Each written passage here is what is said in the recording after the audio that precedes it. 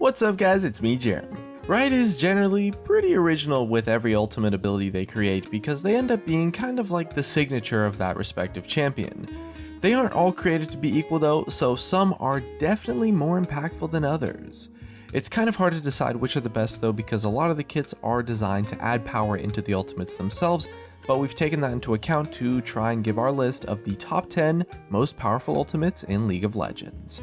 Keep in mind we aren't really including transform ultimates like Jace, Elise, or Nidalee's ultimate because, well, they kind of aren't really ultimates at all, they're more of just like a fourth basic ability that happens to be a part of the entire champion. We're going to try and rank ultimates based on raw power, utility, and overall just how good each one of them are in an actual game on average. Let us know if you think we missed anyone, and if you enjoyed the video hit that like button, and if you don't, definitely hit that dislike. Our number 10 choice on the list is Azir. His ultimate is Emperor's Divide, a wall of soldiers that charges forward from Azir's position, knocking back enemies it hits, and forming a wall that they cannot move or dash through, although allied teammates can of course still move through the wall. It deals a good amount of magic damage too, but Azir's ultimate is more about the utility, and it's best used in combination with the rest of his kit to swoop into a good position and then use your ultimate to prevent the enemy team's escape and shove them into the rest of your team. It deals a good amount of magic damage too, but Azir's ultimate is best used for the utility, in combination with the rest of his kit to do that traditional move called the Shurima Shuffle, to swoop into a good position and then use your ultimate to prevent the enemy team's escape and push them all into your team. It's crazy powerful when used well, but the dependence on the rest of Azir's kit and the recent nerfs definitely moved it lower in the rankings overall. It's insanely powerful and wins entire games by itself when used effectively, but the dependence on the rest of Azir's kit and the recent nerfs definitely moved it a bit lower in the rankings for our list. Another important statistic for measuring the power of an ability is variance, which is essentially just the number of different outcomes to using it. Emperor's Divide has quite a lot of variance. Sometimes it might let you just destroy an entire enemy team, and at the other times you kind of might just fail to hit anyone, and so as a result it's a little bit inconsistent.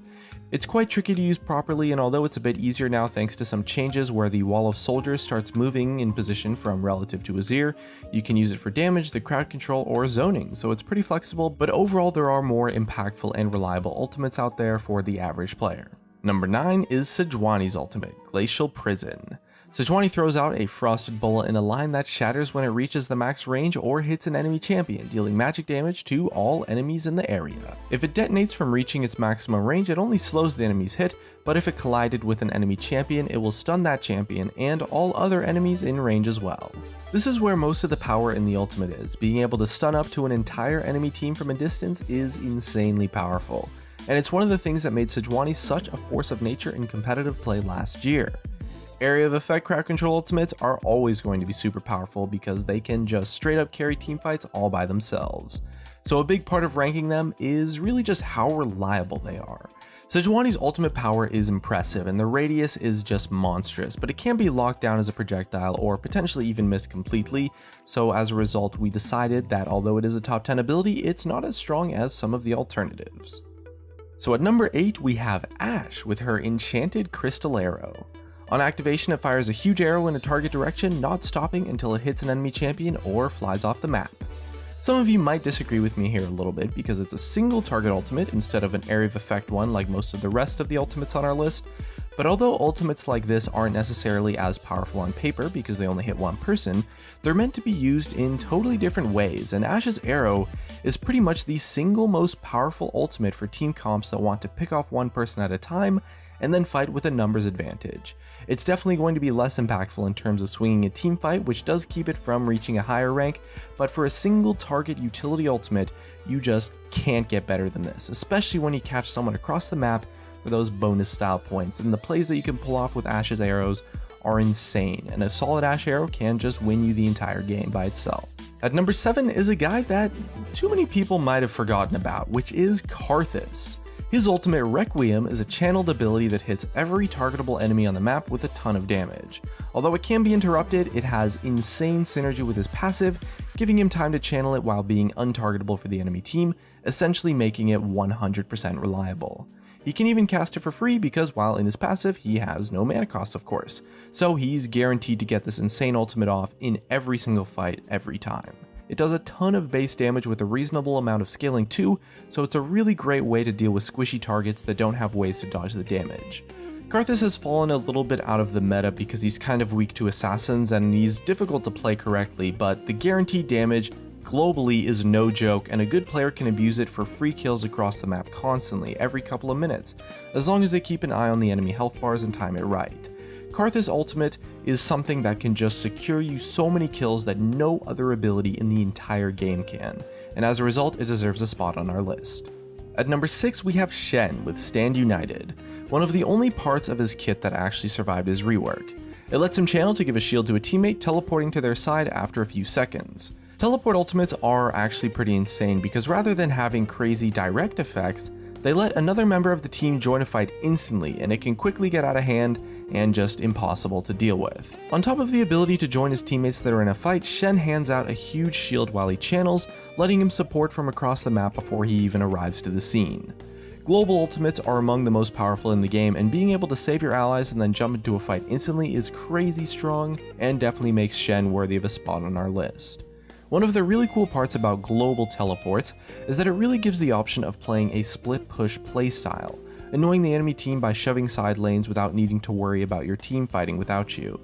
After a few seconds, the fight would quickly be 5v5 again, so you get a ton of map pressure pretty much just for free. Stand United is incredibly scary when used by an experienced Shen player, and it really dictates the entire flow of the game. And it's a great way to introduce newer players to playing tanks as well. It definitely forces you to be in the front line protecting your teammates. Breaking into our number 5 is the other side of the teleport coin with Twisted Fate on Destiny. We consider Destiny to be a little bit more powerful though than Shen's ultimate, because the impact it has on the game is overall a little bit higher. A level 6 Twisted Fate is definitely one of the most scariest things in the entire game for the side laners to face, because at any moment you could instantly be facing a 3 vs 2 or 2 vs 1 fight, and he packs a ton of damage and crowd control to make the most of his ganks and secure the kill just about every time. Twisted Fate is the all-star roamer of League of Legends and is notorious in both competitive and ranked play because of that global pressure. It pretty much defines him as a champion entirely, and he's one of the most popular champions to play in mid lane throughout history because he's one of the few champions remaining that can reliably snowball an entire game, by getting not just himself fed, but the rest of his team as well. He can fill the split push role too, or use his ultimate to jump on objectives, or help defend towers at a moment's notice, and it makes him a pretty flexible choice for any team composition. The thing about Twisted Fate's ultimate is that when you play against a Twisted Fate in the mid lane, it just changes the entire playstyle of the game. You know, when I'm playing top lane, and my opponent has a Twisted Fate mid, I play that laning phase so much differently than I otherwise would have if I was playing against a different mid laner. He controls the entire map all by himself, and he definitely feels most at home along early snowball champions that he can help push ahead too. Next up in the number 4 spot we have Amumu. His ultimate is Curse of the Sad Mummy, and it binds all enemies around him, stopping them moving or attacking and dealing a chunk of magic damage. Remember what we said about Sejuani's ultimate being maybe a little bit unreliable because it was a skill shot? Well, we rate Amumu's ultimate a lot higher because although it does a similar job, it's way easier to land because you don't actually have to hit a champion directly with a skill shot, and the radius itself is also much higher. Amumu is pretty much always going to be on the front line with his bandage toss, so waiting till a few enemies are attacking him and then just popping his ultimate or perhaps using it with flash is an almost guaranteed way to swing a fight. It's still not perfect. Dodging Amumu's bandage toss and kiting him can stop him from getting an optimal ultimate, so he does have to use it in sticky situations at times, but it's way easier to land a ridiculous Amumu ultimate than a ridiculous Sejuani one. This is all about variance and consistency again, and you can really see how it sets champions apart in terms of their strengths and weaknesses. At number 3, our choice is Janna with her ultimate Monsoon. It knocks enemies back and channels for 3 seconds to heal allies, and it really sets Janna apart as by far the best disengager in the entire game. Janna's kit is packed with playmaking ability, and her ultimate is a massive part of it, because she can use it to save an ally with that clutch heal, knock back any enemy that's trying to jump on your team, or even just use it with a flash to push an enemy into the middle of your team. Janna is a champion who's all about peeling for her carry, and her ultimate is a huge part of what makes her so damn good at it. If left unchecked, she can also just heal a huge amount straight up, which can just cancel out the damage an entire enemy team has put down on your team. Monsoon is really good when used with proper positioning, and a great Janna ultimate can be the difference between winning and losing a lane or even an entire game, whether it's by surviving early tower dives or securing powerful endgame objectives like a Baron fight. Just missing out on the top spot is Orianna at number 2 with Command Shockwave. The ability functions in a similar kind of way to Azir, able to crowd control and burst the entire enemy team and put them into a position that works better for your ultimate. Although it can be a bit tricky to land compared to Azir's ultimate because you have less of an element of surprise, it's arguably much more powerful because Orianna doesn't have to use the entire rest of her kit to actually make it work. A well-placed Q or even an E onto an ally with good engaged potential can set Orianna up for an insane ultimate combo. And the power it brings has made her one of the most played mid laners in competitive League of Legends in the history of the game. It offers everything a mid lane mage could want. Zoning power with the pressure that it provides on her ultimate, it offers everything a mid laner mage might want. It gives her insane zoning power on her ball just by having it in a certain position. It gives her some great crowd control, area of effect, insane damage, and the ability to destroy either one enemy or just all of them. There's been some super insane Orianna ultimates in professional play, and they really act as a testament to how powerful she can be in the right hands. Whether she's carrying teamfights with a Pharrell and Lord 3k elo Shockwave, or just straight up bullying enemy laners with her 100-0 burst potential. And taking home the number 1 spot is of course Malphite with his Unstoppable Force. It's a dash with a ton of damage and a knockup at the end, and while using it, Malphite can't be crowd controlled. Once he decides to dash, there's no stopping him. It's the king of area of effect crowd control. And as an ability, it's so insanely powerful that the rest of Malphite's kit is actually quite weak to compensate for it. When you lock Malphite in, you always do it for his ultimate, and unlike the high variance on other area of effect crowd control abilities like a Mumu or maybe Sejuani, oftentimes even Orianna, it's much more difficult to avoid. You can't kite Malphite because of the dash part of the ability, and once he hits a champion, he ends up right where he wants to be, in the middle of the enemy team, ready to tank and soak up as much damage as possible.